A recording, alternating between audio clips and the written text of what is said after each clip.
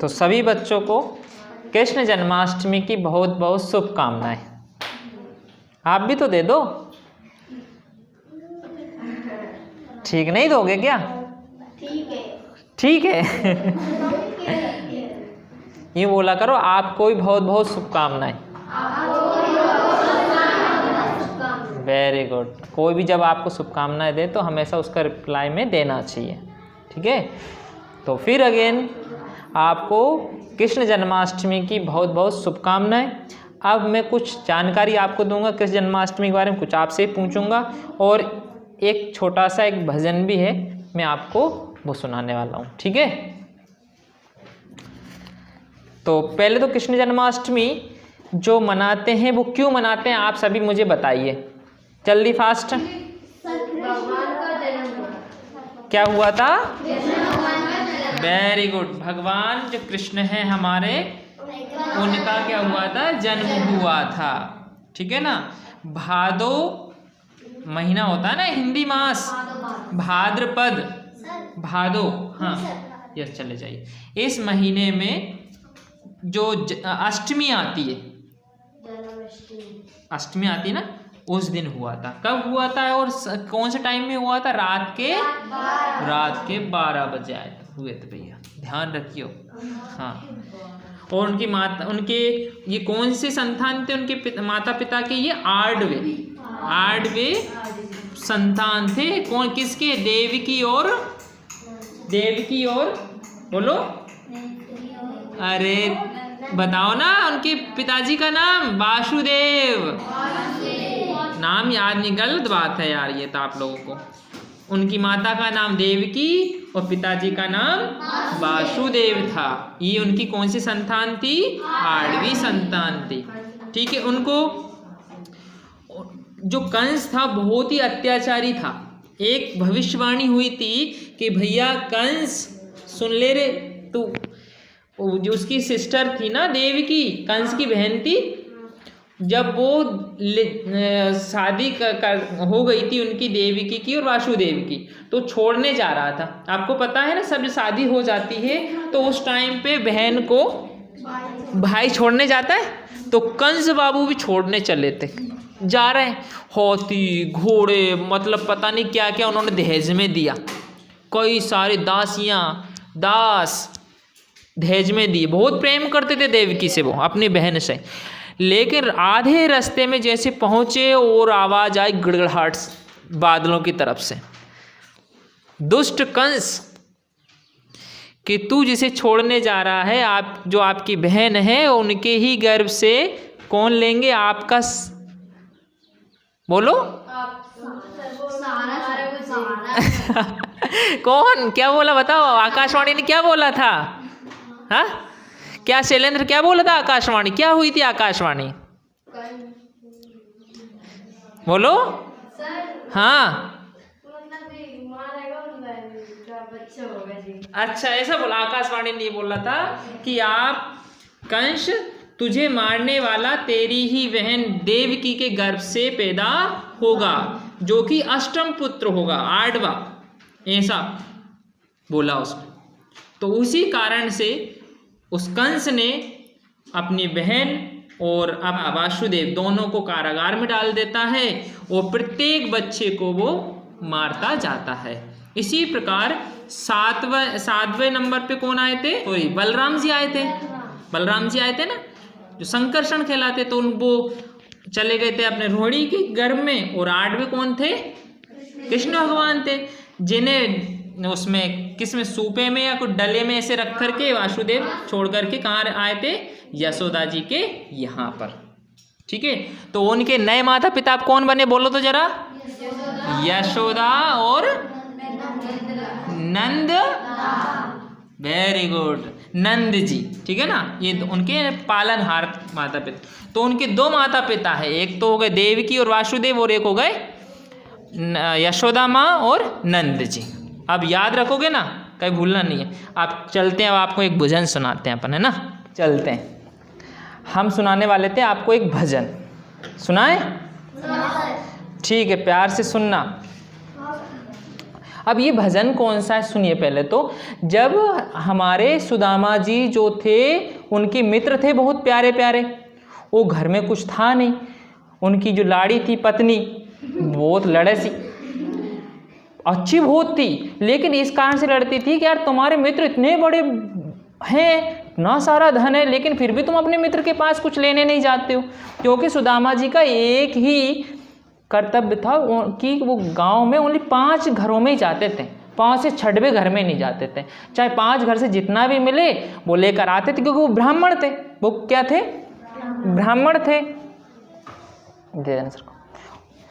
और ब्राह्मणों का कार्य आप समझते हो कि पूजा अर्चन करना, भगवान का नाम सुमरन करना, जो भी मिले उसके बाद में गाँव से जो मिलता था वो लेकर के गुजारा करते। लेकिन उनके छोरा छोरी भी ज़्यादा थे, लगभग शायद अपन ने देखा सिर्फ 5-6 थे।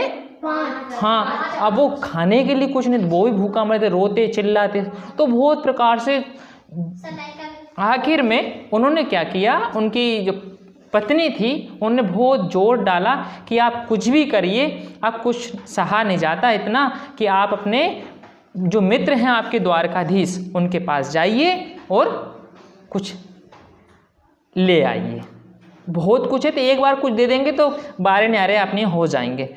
लेकिन सुदामा जी नहीं मानते, वो बोलते मैं तो भैया ओनली वैसे ही मिलने जाऊंगा अपने मित्र से, कुछ लेने नहीं जाऊंगा। तो जब जाते हैं तो वो ये भी बोलता है कि अपने पास कुछ है भी नहीं ले जाने के लिए, क्योंकि जब किसी से मिलने जाते तो कुछ ले जाते हैं ना, कुछ न कुछ तो भेंट में, तब उनके पास कुछ भी नहीं था।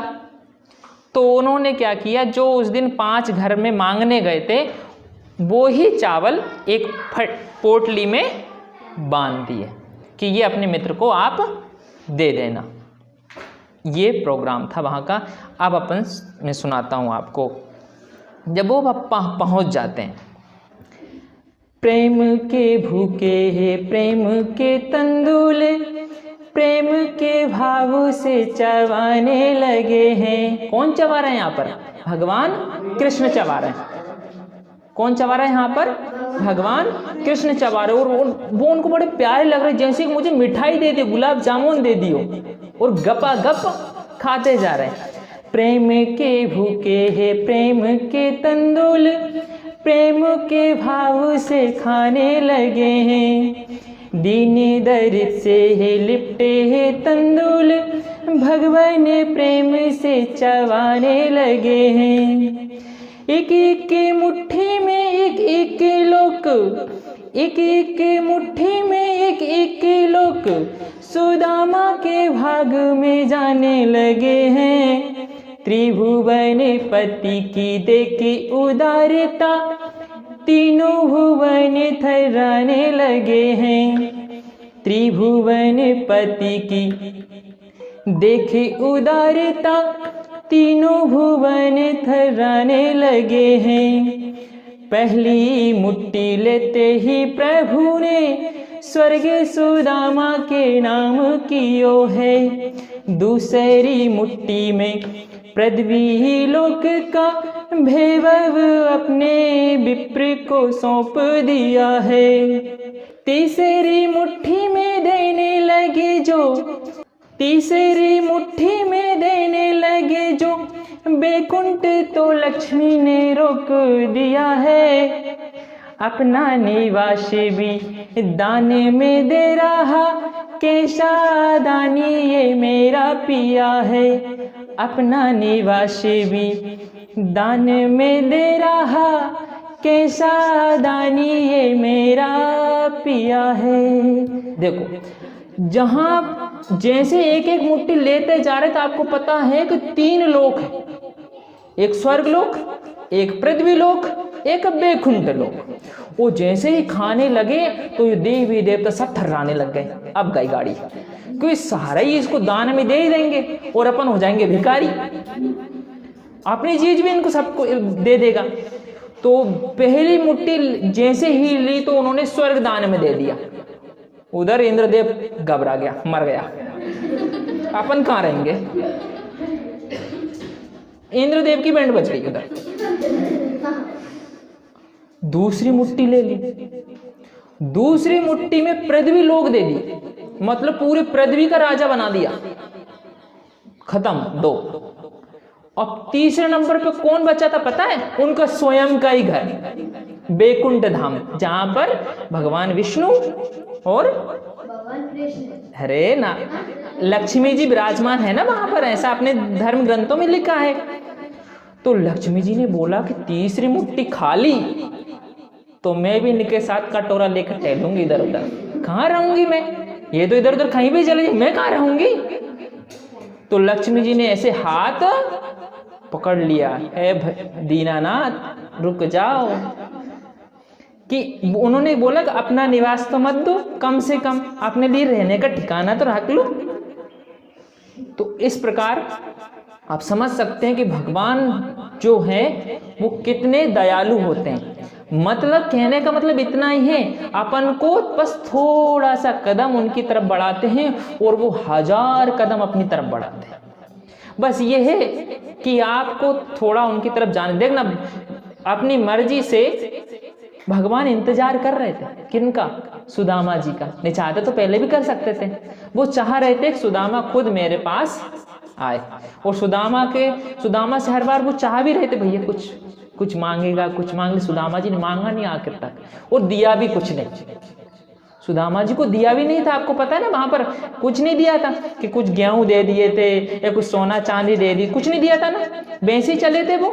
बस एक गमछा दिया था नया वाला और ओढ़ने पर एक सामान दिए थे। और सुदामा जी सोच रहे यार यो कानूड़ो कन्हैयो अच्छो दोस्त निकले, महाराज तो बड़ो कंजूस है कि मैं 5-6 दिन रह लो, 7-8 दिन जो भी है, लेकिन मैं एक कहीं दयो ही नहीं कहीं से कहीं तक। मैं चावल भी ले मार चावल और खा गए, गड़बड़ है सब कुछ, सोचने लग गया वो। लेकिन पता है आपको, भगवान ने वो चले तो वो सोचते ऐसे ही सोचते जा रहे थे, चलो कोई बात नहीं, हो गया सो हो गया, इस प्रकार सोचते जा रहे थे। लेकिन भगवान ने महामाया को क्या दिया था? आज्ञा दी थी। और वो जो होते हैं ना, क्या बोलते हैं, जो कारीगर होते हैं, कारीगर बनाने, तो एक कारीगर है जिनका नाम क्या है मुझे याद तो आ नहीं रहा, उनका नाम है, क्या नाम है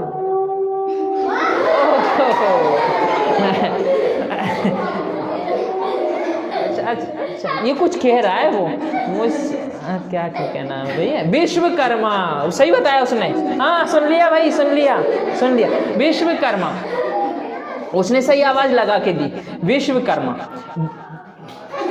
अच्छा ठीक है, विश्वकर्मा देवता है इंद्र के वहां पर। तो उनका काम विश्वकर्मा का क्या है? भवन बनाने का। तो विश्वकर्मा से बोला भैया विश्वकर्मा आप जाइए और मेरे ही जैसी नगरी आप सुदामापुरी में बना दीजिए। अब वहां पर भैया सभी के घर भगवान के जैसे बन गए।